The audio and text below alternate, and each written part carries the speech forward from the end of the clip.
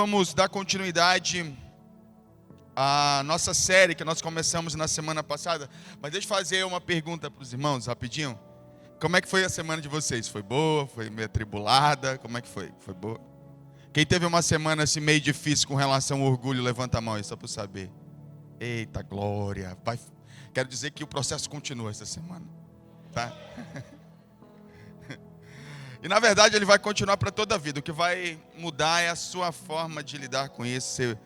Você vai conseguir, à medida que você vai subjugando o seu ego, você vai percebendo que ele vai perdendo força de domínio, de controle sobre a sua vida. Bom, e hoje o tema da mensagem é a morte do ego. A morte do nosso orgulho.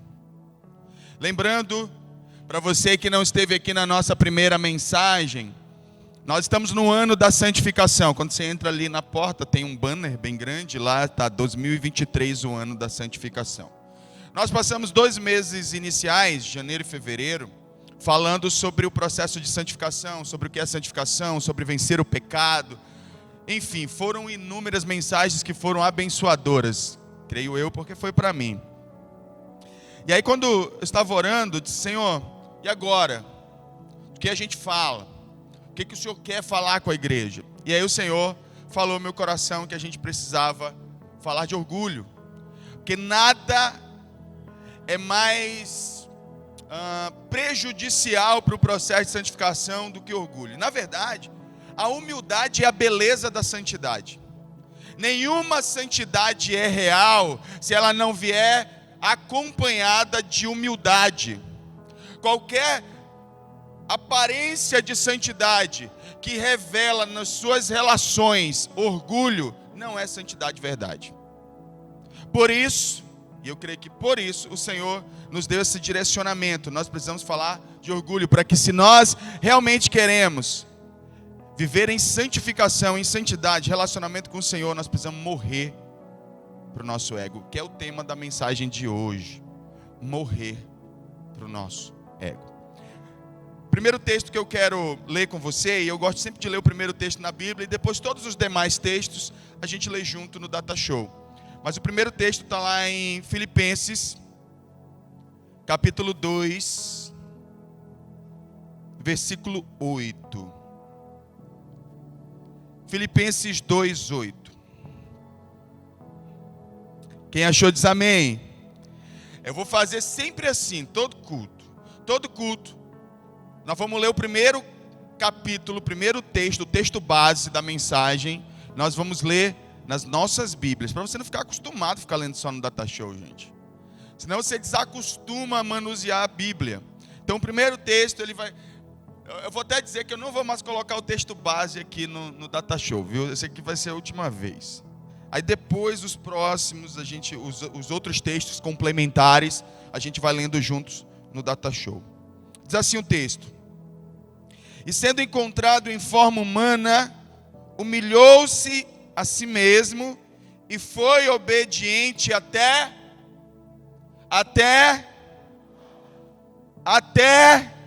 a morte. Jesus foi obediente até a morte, e morte de cruz. É importante, no final desta mensagem, nós vamos falar por que da ênfase de Paulo e dizer e morte de cruz. Ele poderia dizer só até morte. Mas por que então ele acrescenta o fato dessa morte ter sido de cruz? Tem um propósito. E no final a gente vai falar dele. A gente vai encerrar com isso. A gente vai fazer assim, ó. A gente vai fazer um giro de 360 graus na Bíblia. A gente vai começar aqui em Filipenses 2,8. Aí a gente vai rodar. A gente volta e termina em Filipenses 2,8. Amém? Amém? Feche seus olhos e vamos orar. Querido Espírito Santo, precisamos do Senhor. Aliás, dependemos do Senhor, Pai. Dependemos do Senhor para sermos convencidos do pecado, da justiça, do juízo. Precisamos do Senhor para que o Senhor estraçalhe, destrua as defesas que o nosso ego levanta, as defesas, as fortalezas que o nosso ego ergue para nos manter confortáveis, para nos manter em um lugar de suposta segurança, nos fazendo assim muitas vezes estar longe da sua vontade. Por isso eu lhe peço em nome de Jesus, que nessa noite teu Espírito fale conosco. Em nome de Jesus Cristo, fala aos nossos corações. Amém e amém. Bom, o texto que nós lemos, que é o nosso texto base, ele fala que Jesus foi obediente até a morte de cruz, mas que antes disso, ele só foi capaz de fazer isso porque ele foi capaz de se humilhar. Ele foi capaz de deixar o orgulho. Aliás, nunca houve orgulho nele. Entretanto, quando Hebreus diz o seguinte, Hebreus diz que Jesus aprendeu a obediência por todas as coisas que passou, não que Jesus precisasse errar para que ele pudesse aprender algo, mas o fato dele negar aquilo que como homem ele sentia necessidade, inclusive do orgulho, ele conseguiu vencer, ele conseguiu dizer não, ele conseguiu se humilhar aqui nesse caso. E aí Jesus, por conta disso, ele conseguiu levar, por essa capacidade de humilhação, ele conseguiu levar então sua missão, o seu propósito até o extremo, o ápice de todas as coisas, morrer. Não é diferente com a gente. O que Jesus está propondo no Evangelho desde sempre é que a gente tome a nossa cruz, que a gente negue a si mesmo e a gente também caminhe para o lugar de morte. Para o lugar de morte do nosso eu, onde a gente chegue, como disse Paulo em Gálatas 2:20, já não sou mais eu quem vive, mas Cristo vive em mim. Para Cristo viver, eu tenho que morrer. Para Cristo viver, você tem que morrer. Então o Senhor está nos convidando a nós trilharmos essa via cruz para a morte do nosso ego. Se queremos santificação, se queremos realmente um relacionamento real, completo e pleno com Jesus, isso passa pela morte do nosso ego, para a morte dos nossos desejos. Agora, qual é o maior opositor dessa morte? É o nosso ego, é o nosso orgulho. Porque o que é orgulho, gente? Orgulho é a preservação do eu. O seu orgulho, ele é o seu protetor, entre aspas. Quando nós não temos essa proteção e nós não confiamos que Deus nos protege, alguém tem que assumir essa função na nossa vida.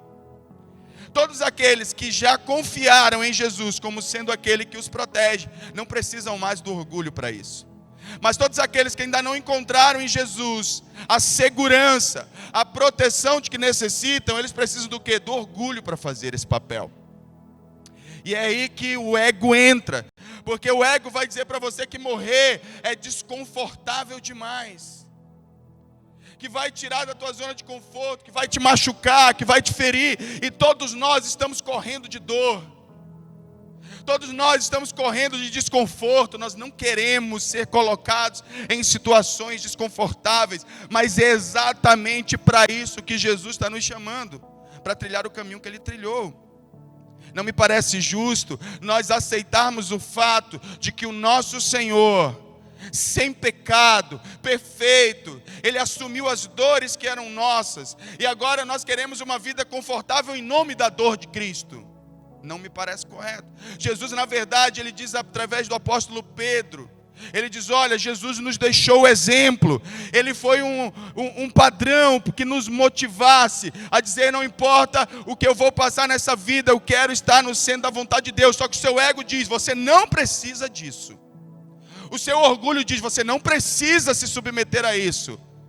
E aí é nesse momento que alguns aspectos da vida cristã você retrocede, e você não consegue avançar.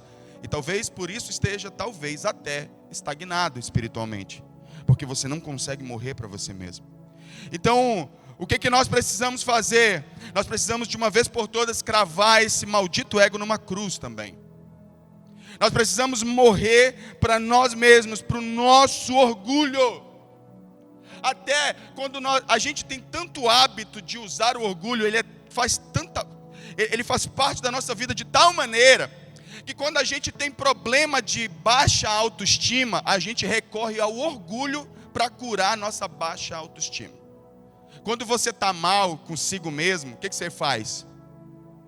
Dificilmente alguém diz assim, eu sei o que Jesus diz a meu respeito. Você começa a dizer para você mesmo, não, você é uma boa pessoa. Olha, veja o que você fez. Aí você começa a recorrer à sua lista de virtudes que você julga ter, para que você comece a se sentir um pouquinho melhor consigo mesmo. Porque todas as vezes, uma geração que está desconectada de Deus, quando ela tem um problema de baixa autoestima, ela precisa recorrer ao orgulho para se autoafirmar, que nunca foi uma fórmula bíblica, nunca foi a vontade do Senhor. Mas nós estamos habituados a isso, fazemos isso no automático. Precisamos começar a reprogramar nossa mente e parar de recorrer ao orgulho como uma forma de nos autoafirmar. Precisamos começar a recorrer a Cristo e a sua palavra. Isso só prova a dificuldade que nós temos de matar o ego, porque de uma certa maneira desenvolvemos um estilo de vida onde nós precisamos dele. Onde nós precisamos do nosso orgulho, aquela coisa, se eu não me amar, ninguém me ama. Se eu não cuidar de mim, ninguém cuida. Mentira!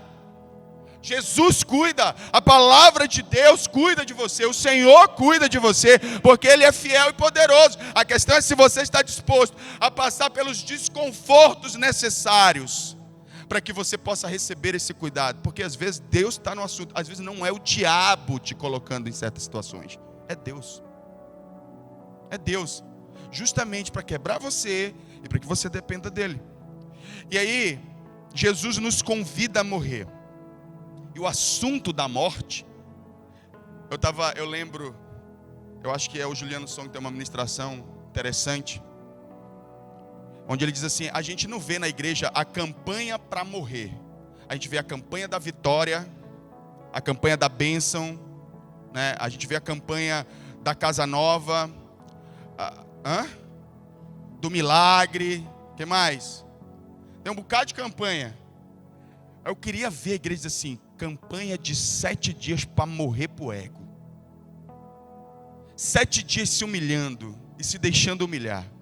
Deveríamos fazer isso. Por quê? Porque a mensagem de Jesus, ela contém no seu escopo um convite à morte. Jesus nos chama para morrer diariamente. Esse convite do carregar a cruz diário é um convite à morte diário. A cruz representa isso. Só que nós insistimos em estar muito vivos para nós mesmos. E a gente vai perceber que esse é o motivo de tudo te ofender. Porque morto não se ofende. Você vai lá no cemitério e começa a xingar um morto, ver se ele vai levantar de lá e vai querer revidar. Não vai, meu irmão. Porque morto não revida. Agora a gente que está viva para o seu ego, está o tempo todo batendo boca, se defendendo, arrumando justificativas, tem argumento para tudo. E nós precisamos abandonar esse estilo de vida e começar a tomar uma decisão hoje aqui. Eu quero fazer um convite para você. Hoje, se você veio a este culto, meu convite para você não é para você prosperar, é para você morrer. Olha, cuidado com a mente que você diz que essa semana está só começando. Eu falei domingo passado que você vai começar a ser testado no seu ego durante o culto. E já tinha gente assim, durante o culto meu marido já estava me enfesando a mente. Minha esposa já estava me tirando a paz. Então segura aí. Mas a bem verdade é que, desde que você tenha consciência do que isso vai te custar, diga amém mesmo. Diga amém. Vai doer, vai ser difícil, mas é amém. Para isso que eu digo, em nome de Jesus. Amém? Agora, a pergunta é: por que precisamos morrer? Por que é importante? Por que Jesus traz essa mensagem para nós? E aí eu destaquei pelo menos 3 coisas, porque eu poderia destacar inúmeras aqui. Mas aquilo que o Espírito Santo me disse, das 3 mais importantes, eu quero compartilhar com você. E a primeira coisa, o primeiro motivo pelo qual nós devemos morrer, é porque ser orgulhoso cansa demais.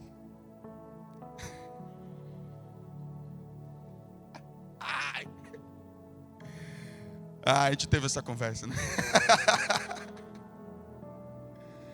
Coloca Mateus 11, 28 na tela.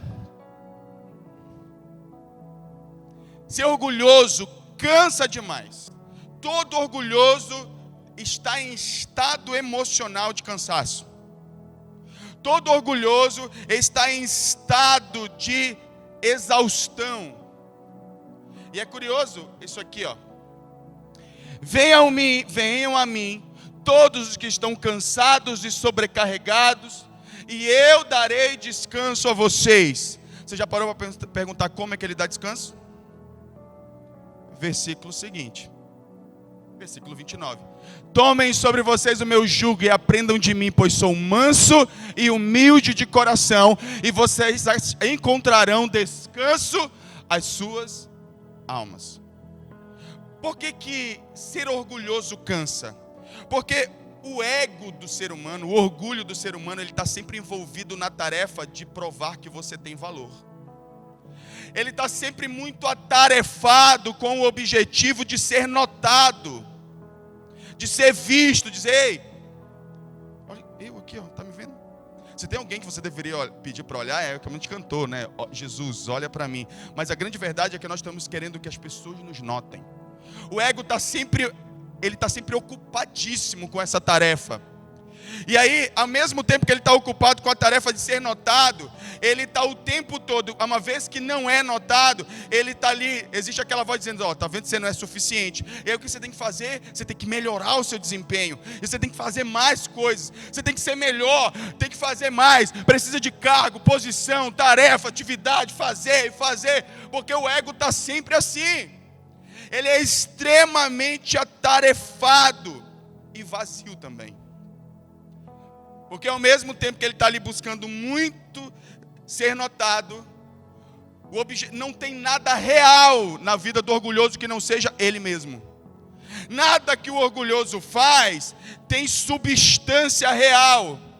Quando ele vai se perceber, ele percebe que tudo que fez, o fez por si próprio.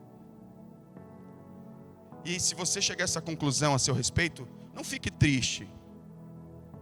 Fique feliz pela graça de Deus estar te revelando que tudo que você fez, até aquilo que era bom era mal. Que toda a bondade que você fez, na verdade, era má.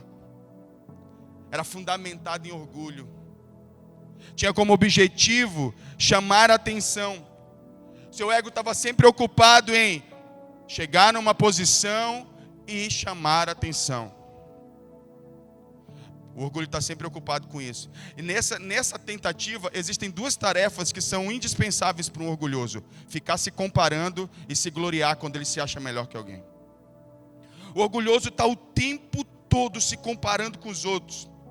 Ele está o tempo todo, já que ele quer ser notado, ele precisa se comparar. Ele precisa estabelecer padrões para os quais ele vai lutar para superar. Eu quero a posição daquele ali, ó. Eu quero fazer o que aquele ali faz, eu vou fazer melhor. Eu quero subir, eu quero estar lá no altar.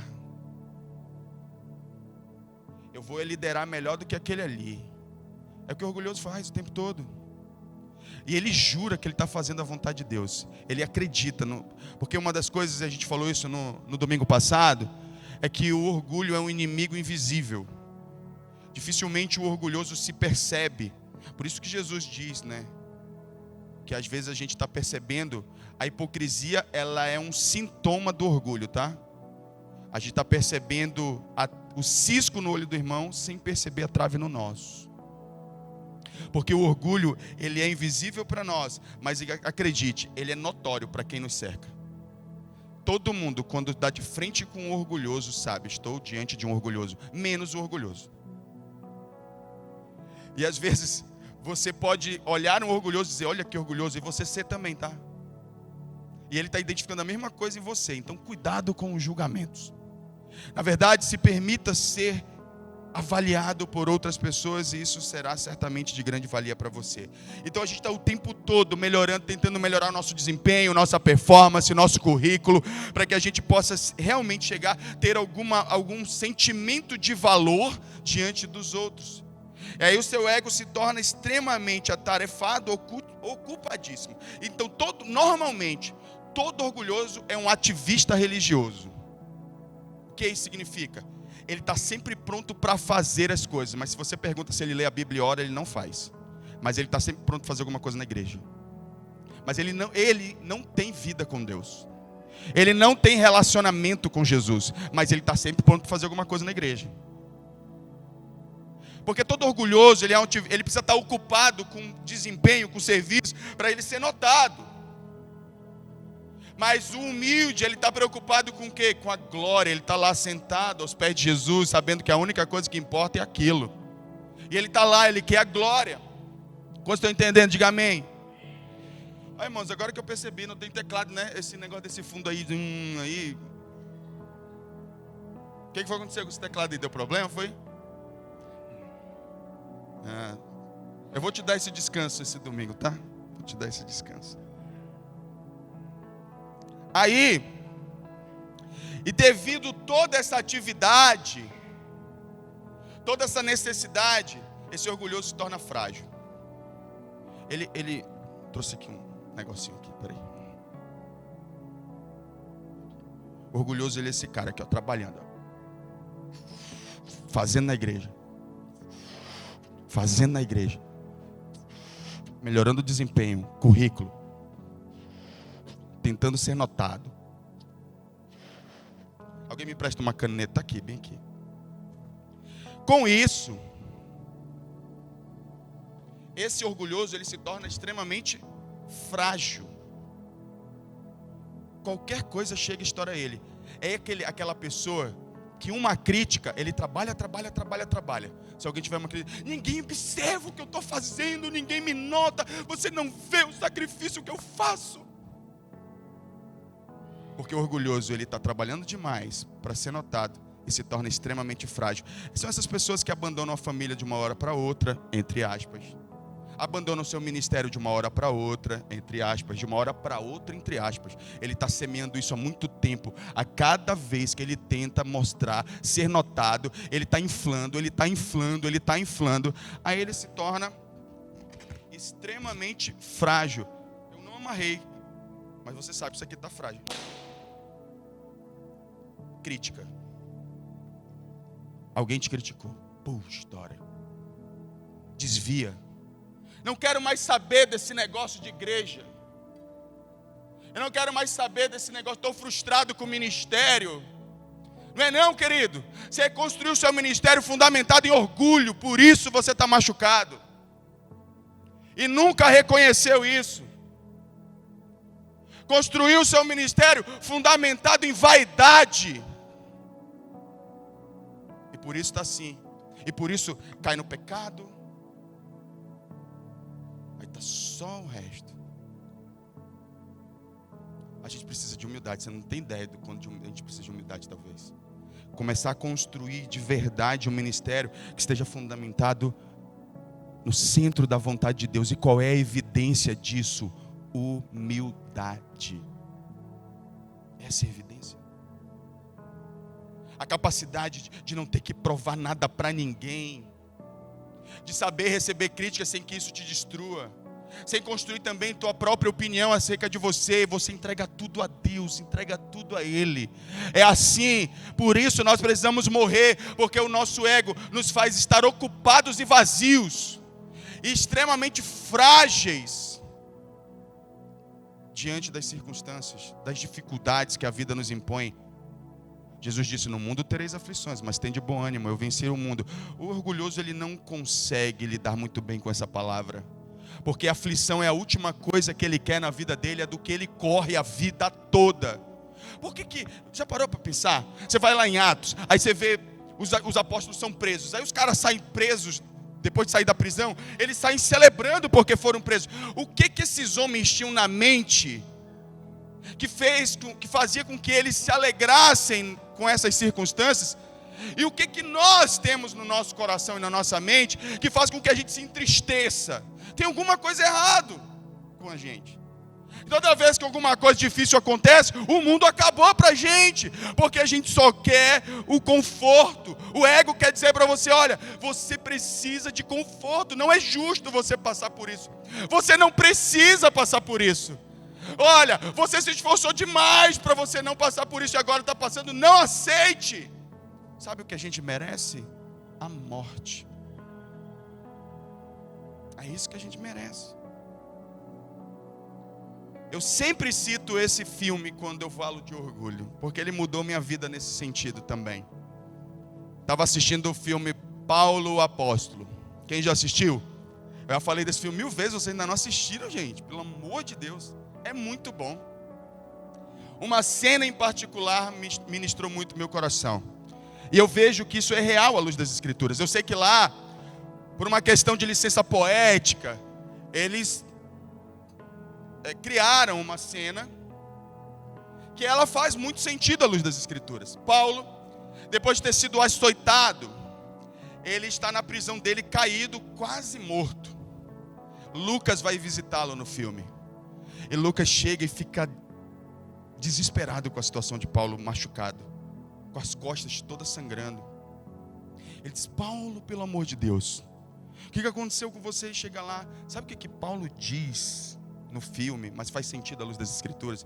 Ele disse assim: eu merecia pior. Meu irmão, quando eu vi aquilo, eu disse: meu Deus do céu, e é isso mesmo que Paulo quer dizer. Eu merecia pior. Ao invés de estar se lamentando, dizer: é isso que eu ganho por pregar a palavra de Deus?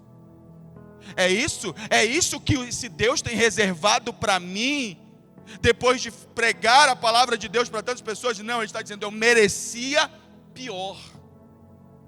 Porque ele nunca perdeu a visão de quem ele era, onde ele estava, e aquela vida que ele decidiu viver era para a glória de Deus. Ele entendeu o tamanho da graça que recebeu. Você entende isso? Ele não estava atarefado e nem vazio. Ele estava cheio do Espírito Santo, com o coração sabendo quem ele era. Ao mesmo tempo que ele sabia que ele era um pecador miserável, ele entendia o tamanho da graça e do amor. Isso evidenciava o amor de Deus. Onde abundou o pecado, superabundou a graça. Paulo entendia isso. Mas nós não. Nós normalmente estamos dizendo, se alguém nos critica, diz assim: eu não mereço isso, eu não vou passar por isso. Quem essa pessoa pensa que é para falar assim de mim?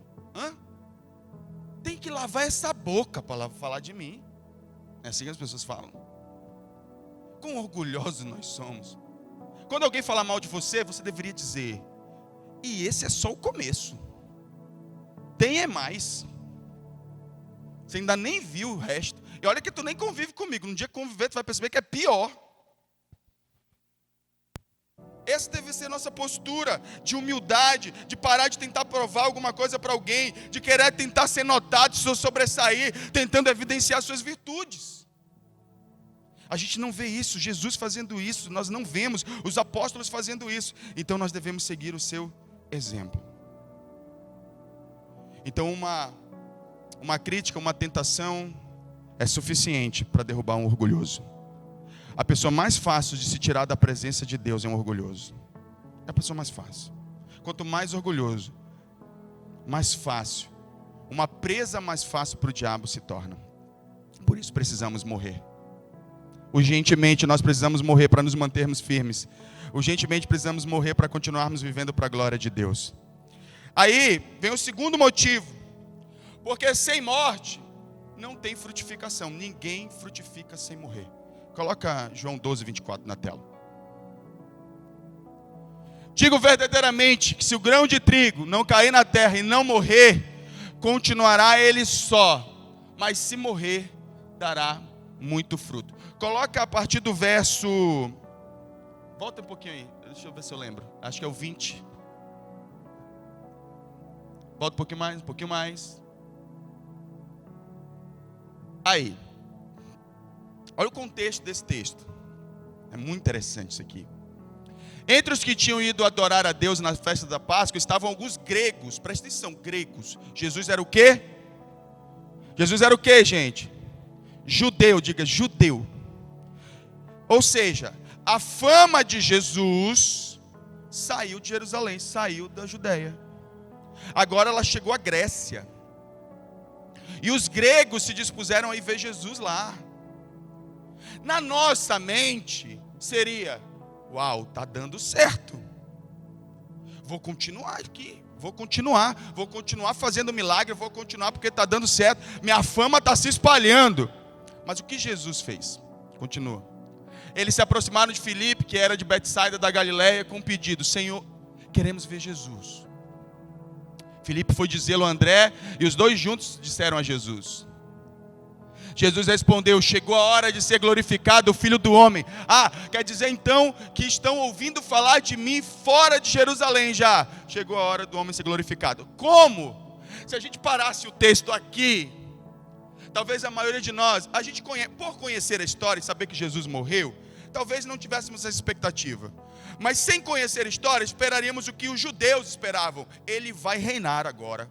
Ele vai destruir todos os inimigos dele. Aí Jesus vem com uma mensagem completamente oposta e diz, 24 agora, 24, se o grão de trigo cair na terra, não morrer, fica ele só. Ele decide morrer. No auge do ministério, ele decide morrer. Qualquer frutificação que nós queremos ter, em qualquer aspecto da nossa vida, seja na sua vida familiar, financeira, ministerial, é preciso morrer. Pelo menos se você quer ter algum nível de frutificação espiritual no centro da vontade de Deus. Porque você pode pensar assim, eu posso prosperar sem isso aqui. Eu estava falando ontem no Congresso de Finanças, querido, quem quiser ficar rico, pode ficar do jeito que quiser. Mas ficar rico sem perder a salvação, ficar rico sem perder relacionamento, só tem de um jeito. Só tem uma forma de fazer isso.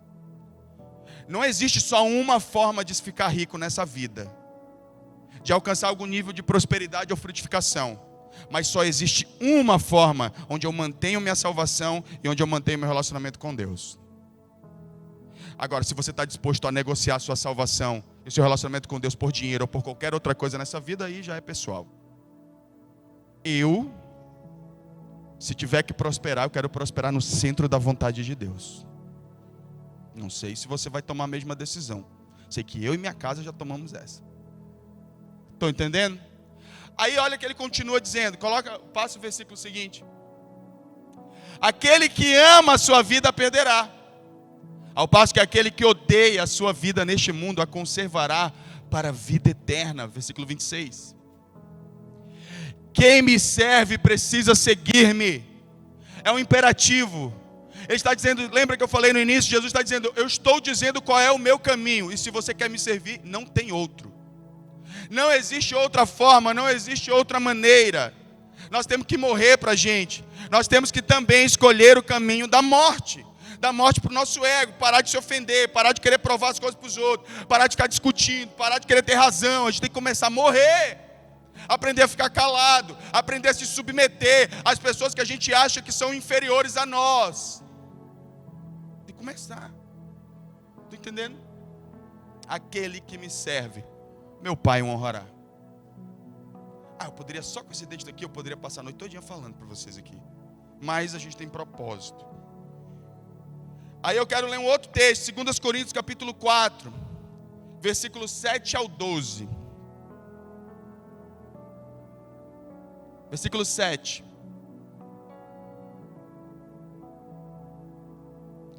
Mas temos esse tesouro em vaso de barro para mostrar que o poder que a tudo excede provém de Deus e não de nós. Presta atenção como começa. Entregando a glória para Deus. Já está morrendo. O cara já está dizendo assim, não sou eu. Não se trata de mim. Não tem nada a ver com as minhas habilidades, com a minha capacidade, com a minha inteligência. Não tem nada a ver com isso. Ele continua. De todos os lados somos pressionados, mas não desanimados. Ficamos perplexos, mas não desesperados. A gente pode cantar esse louvor depois. Somos perseguidos, mas não abandonados. Abatidos, mas não destruídos. Trazemos sempre em nosso corpo o morrer de Jesus. Trazemos sempre em nosso corpo o morrer de Jesus. Para que a vida de Jesus também seja revelada em nosso corpo. Presta atenção, esse texto é maravilhoso, né?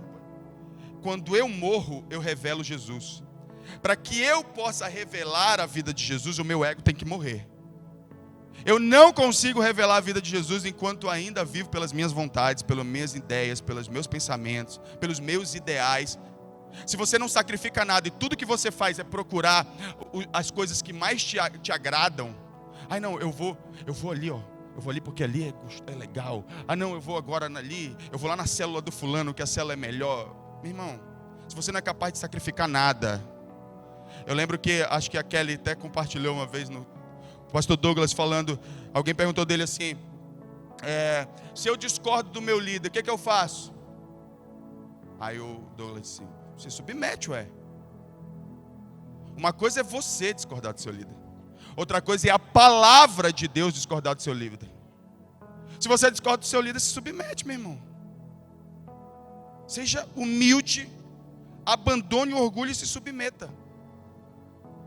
Agora, se o seu líder está quebrando a palavra de Deus, aí não é você que discorda dele, é a Bíblia quem discorda dele. Aí se a Bíblia discorda dele, aí é outros 500, aí você tem que procurar outro líder. Aí é outros 500. Mas porque eu não gosto dessa maneira de pensar, de agir, de fazer. Ok, cada um tem suas preferências, mas normalmente nós nos submetemos. Quanto você está entendendo?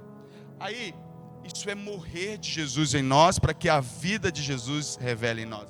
Aí o versículo 12 que é maravilhoso. 12. De modo que em nós a tua morte, mas em vocês a vida. Alguém tem que morrer para que outros possam viver. Entendeu? E se a igreja não morre, ela fica só e não produz fruto. Morrer para o quê? Morrer é literal? Lógico que não, é morrer para o seu ego. É morrer para o seu orgulho, para a sua maneira de fazer, pensar e agir das coisas. E começar a se alinhar com a palavra de Deus. Às vezes, irmãos, que a gente não tenta fazer as coisas da nossa forma. Acontece o terceiro ponto que eu vou citar agora, e último, mas não menos importante. Você impede o fluxo da graça na sua vida, através da sua vida, e certamente outras pessoas não serão abençoadas. Coloca Tiago 4,16 aí. O último ponto. O orgulho impede o fluxo da graça. Olha o que diz Tiago 4,16. Agora, porém... Não é esse texto não, bota aí. Deus resiste aos soberbos, é 4,6. É 6? Mas isso aqui seria legal, né? Interessante o 16. Guarda aí para ler depois.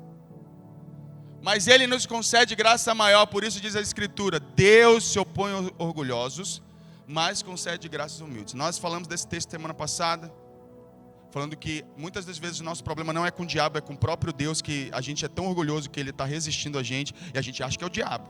Ai não está dando nada certo na minha vida, o diabo está se levantando. Não, meu irmão, é o teu orgulho que faz com que Deus te resista. Não tem nada a ver com o diabo. É você com o seu orgulho que é o grande problema. Só que aqui vem a segunda parte desse texto, que é muito importante, e talvez a gente precisa meditar um pouquinho mais nisso. Mas concede graça aos humildes. Se Ele resiste aos orgulhosos, isso significa dizer que o orgulhoso está impedindo o fluxo da graça na vida dele. E isso é muito, muito, muito sério.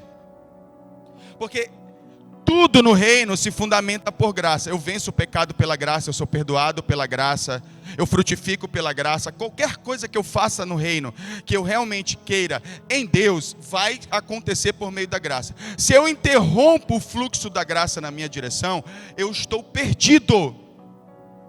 Nada do que está acontecendo na minha vida é vontade de Deus. Em alguma hora vai descambar, vai destruir, vai acabar. E olha que diz João capítulo 1, versículo 16. Coloca aí João 1,16. E aí, com isso em mente, vamos entender o desenrolar da coisa. Todos recebemos da sua plenitude, graça sobre graça. Esse é o plano de Deus, que a gente viva de graça em graça. Eu trouxe texto para te dar a seguinte ideia, de que Deus tem liberado sobre nós da sua plenitude, graça sobre graça. A ideia do texto, inclusive a palavra aqui sobre, no original é contra, mas não no sentido de se opor, necessariamente dizer assim, ó, eu sou contrário, mas vir na direção contrária. É mais ou menos a ideia de uma onda, assim, ó. Quem já teve a oportunidade de estar no mar, a onda ela vem. Aqui, às vezes o banzeiro faz isso também. Né? O banzeiro também faz. A onda vai, ela quebra. Quando ela está recuando, já está vindo outra onda contra. E ela vai passar por cima dessa que está recuando e vai quebrar de novo. A ideia de graça sobre graça é que a vida cristã, ela funciona assim, ó. É liberada uma graça, enquanto você está vivendo debaixo dessa graça, virá outra graça que te empoderará para os próximos níveis da sua vida. Graça sobre graça. Você vai receber uma graça para determinado aspecto da sua vida no momento.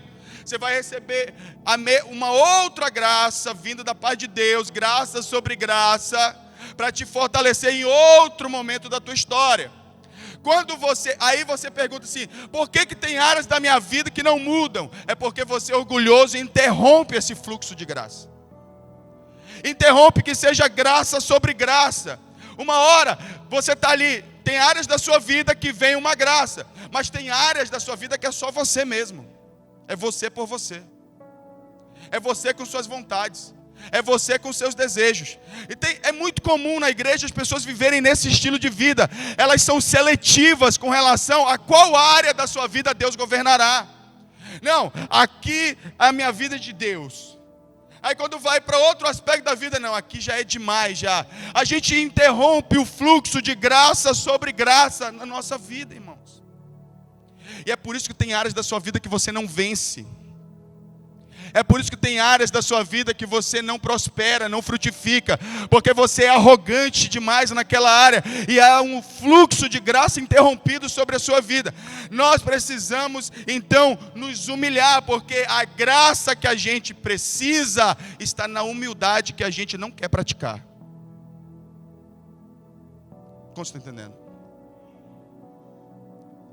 Humildade não é só uma virtude bonitinha que a gente tem que viver. A nossa vida depende dela. Quanto mais humilde, mais santo. Quanto mais orgulhoso, mais pecador. Mais propenso a ceder ao pecado se você está. A graça que te fortalece a vencer o pecado, ela está na humildade que você tem que assumir. Na capacidade de reconhecer os seus erros, suas fraquezas. Porque o orgulhoso não gosta de admitir fraqueza. O orgulhoso odeia demonstrar fraqueza. Ele odeia dizer que não sabe o que fazer, que não sabe como lidar, que precisa de ajuda. Ele odeia dizer, por favor, de pedir socorro, me ajuda. Eu não sei o que fazer, minha vida está um caos, estou desesperado, estou perdido, me ajuda. O orgulho vai te levar tão longe de Deus como você jamais imaginou. E vai te manter lá, sozinho, afastado, doente, sofrendo. Meu irmão, abandona o orgulho em nome de Jesus. Te quebranta, te arrepende. Admite que você não é tão bom quanto você acha que você é. Admite, sabe, você precisa admitir inclusive que existem pessoas melhores que você em determinadas coisas. E está tudo bem, cara. Está tudo bem. Não tem problema. Para de ficar tentando provar as coisas para os outros. Sai desse lugar e admite suas fraquezas. Todas as vezes que o nosso ego atarefado, ele está trabalhando na tentativa de atribuir valor a si mesmo, você acaba impedindo, estancando esse fluxo de graça. O que nós precisamos fazer? Nós precisamos aprender a lição do apóstolo Paulo. Coloca 2 Coríntios 12.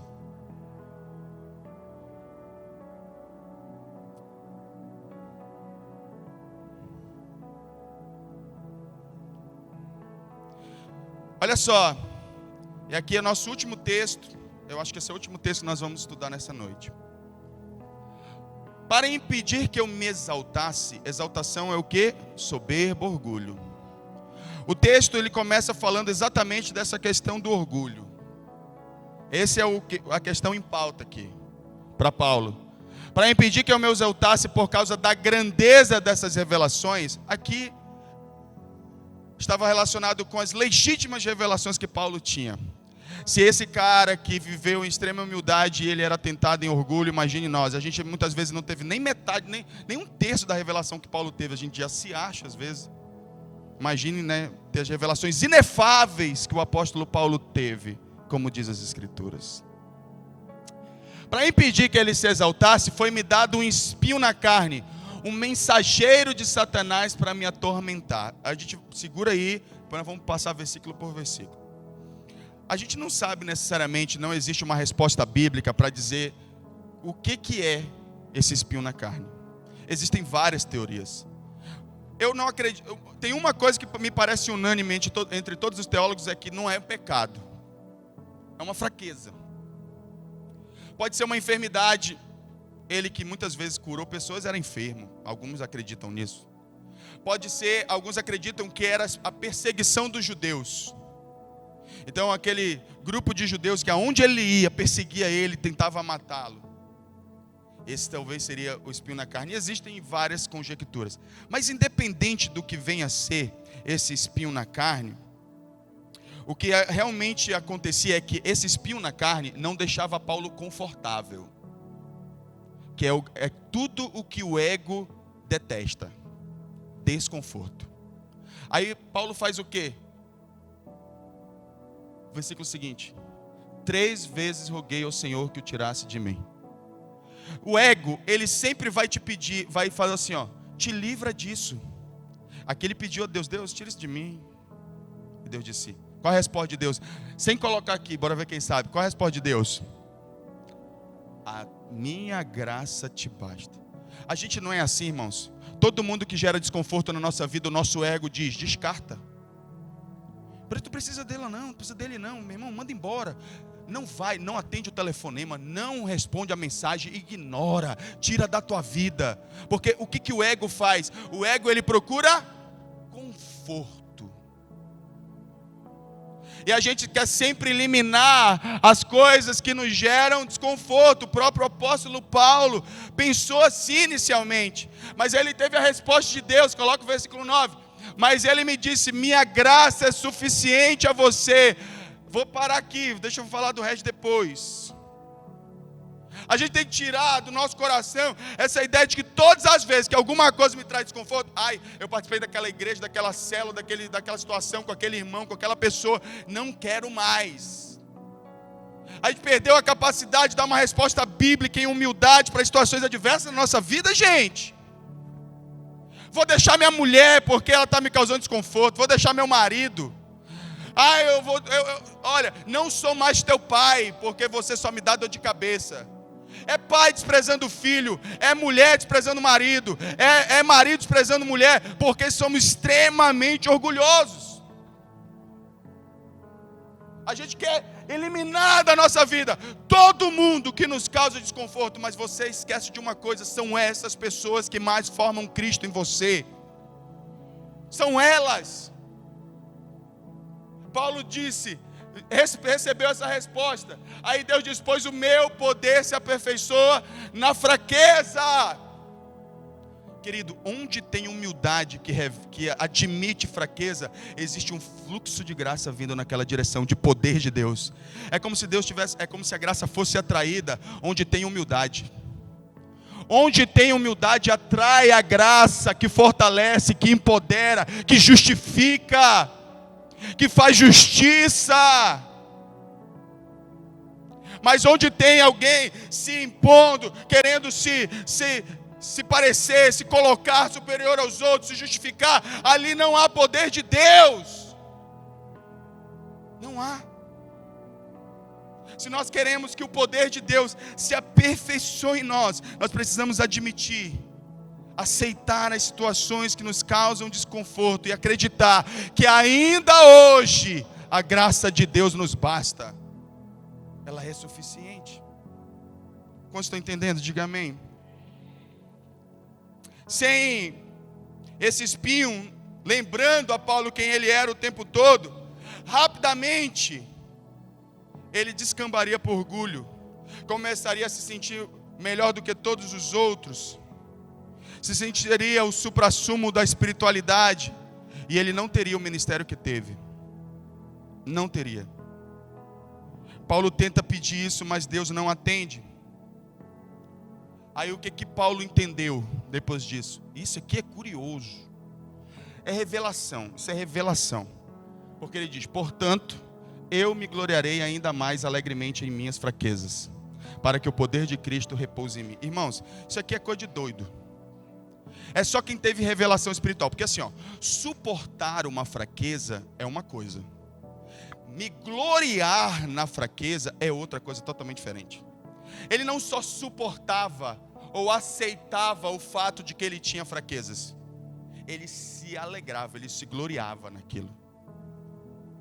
Você imagina o nível de revelação que alguém tem de Deus para poder dizer assim: eu tenho essa fraqueza e na verdade ela não é um problema para mim. Você começa a admitir essas fraquezas, a glória de Deus virá sobre a sua vida. Agora, você precisa de uma revelação espiritual para você poder ter esse entendimento de Paulo. Talvez a maioria de nós, o máximo que nós conseguimos fazer é suportar uma fraqueza, e ainda assim a gente tenta esconder ela de todas as formas. Sabe por que a gente tem que morrer para o nosso ego? Porque é somente na morte do ego é que a gente permite a exposição das nossas fraquezas. A gente para de pintar um personagem para as pessoas e a gente começa a mostrar quem a gente realmente é. A gente começa a falar a verdade, a gente começa a ser honesto. Como estão entendendo? Então a gente muitas vezes não quer depender de ninguém, não quer, aí está preocupado com a opinião dos outros, e a gente cria lá a nossa máscara de força. Irmãos, é preciso muito mais coragem para ser fraco do que para ser forte. É muito mais difícil admitir fraqueza do que força.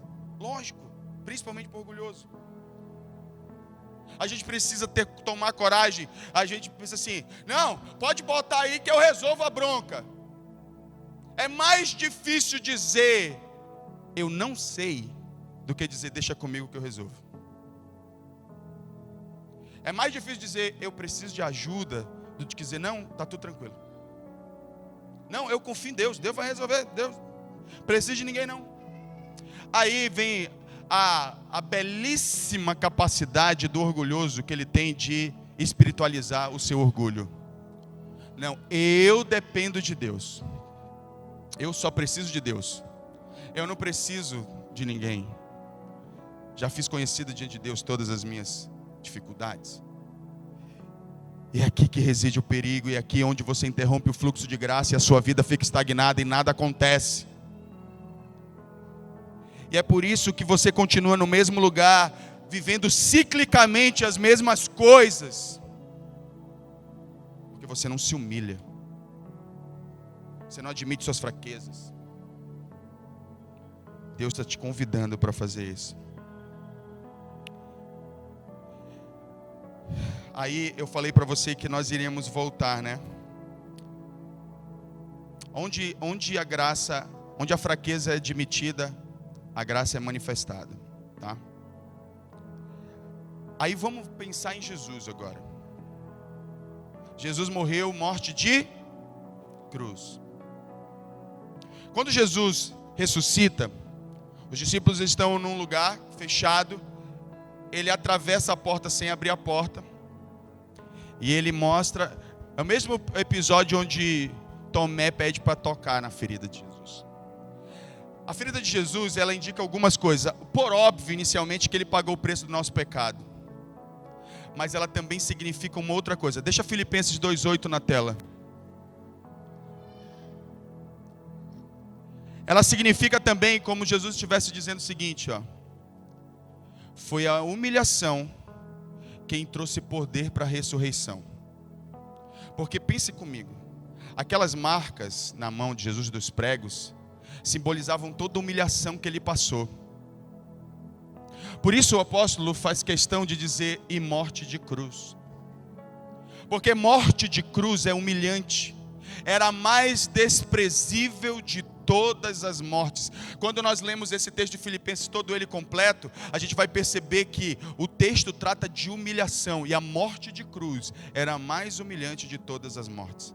Além de todo o processo da via sacra. Quantos estão entendendo o que eu estou dizendo?